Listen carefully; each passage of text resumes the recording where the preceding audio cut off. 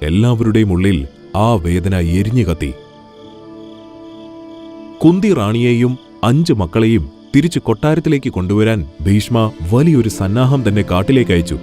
2 ദിവസത്തിനുള്ളിൽ അവർ കൊട്ടാരത്തിലേക്ക് എത്തുന്നതാണ്. കൊട്ടാരത്തിലെ എല്ലാവരും ദുഃഖത്തിലാണ്ടിരുന്നപ്പോൾ ആ വാർത്ത ഒരു കൂട്ടരെ മാത്രം ആവേശത്തിലേക്ക് വീഴ്ത്തി. ദുര്യോധനനും കൂട്ടരും. വല്യച്ഛന്റെ മക്കളെ കാണുവാനുള്ള ആവേശത്തിൽ അവരെല്ലാവരും ശാന്തമായി കാത്തിരിക്കുകയായിരുന്നു. നാട്ടുകാർ പറഞ്ഞു നടക്കുന്ന ദൈവപുത്രന്മാരുടെ സവിശേഷത എന്താണെന്നറിയാനുള്ള ജിജ്ഞാസ അവരിൽ വാനോളമുണ്ടായിരുന്നു, പ്രത്യേകിച്ച് ദുര്യോധനനിൽ. അവരെ വരവേൽക്കുവാനായി കൊട്ടാരത്തിൽ വലിയ ഒരു തയ്യാറെടുപ്പ് തന്നെ തുടങ്ങി. ഭീഷ്മ പിതാമഹൻ തന്നെയാണ് എല്ലാം മേൽനോട്ടം നടത്തിയത്.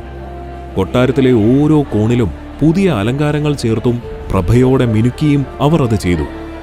കുന്തിയും പുത്രന്മാർക്കും വേണ്ടി പ്രത്യേക മുറികളും കൊട്ടാരത്തിൽ ഒരുക്കിയിരുന്നു. അവരുടെ ആവശ്യങ്ങൾക്കായി നല്ല പുതുതായി നിർമ്മിച്ച വസ്ത്രങ്ങളും തയ്യാറാക്കി.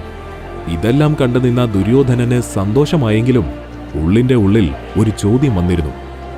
ഇത്രയൊക്കെ വരവേൽപ്പിന്റെ ആവശ്യമുണ്ടോ അവർക്ക്? അങ്ങനെ ആ ദിവസമെത്തി. ജനങ്ങൾ കൊട്ടാരത്തിന് പുറത്ത് സമുചിതമായി കാത്തുനിന്നിരുന്നു. കുന്തിയും അവരുടെ 5 പുത്രന്മാരും ആ ആഘോഷത്തിന്റെ നടുവിലൂടെ കൊട്ടാരത്തിന്റെ വാതിലുകളിൽ പ്രവേശിച്ചു. ഇതെല്ലാം നോക്കി നിൽക്കുന്ന ഭീഷ്മ പിതാമഹന്റെ മുഖത്ത് അതിയായ സന്തോഷം നിറഞ്ഞു. എന്റെ കുടുംബം പുനർജനിച്ചു, അദ്ദേഹം മനസ്സിൽ ചിന്തിച്ചു. ശേഷം ദുര്യോധനനും സംഘവും ആ 5 പുത്രന്മാരെ വേഗം തന്നെ പരിചയപ്പെട്ടു.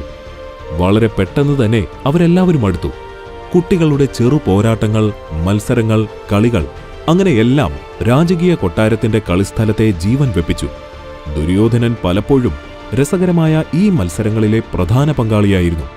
എന്നാൽ ദിവസങ്ങൾ മുൻപോട്ട് പോകുന്തോറുമാണ് ദുര്യോധനൻ ആ കാര്യം മനസ്സിലാക്കിയത്.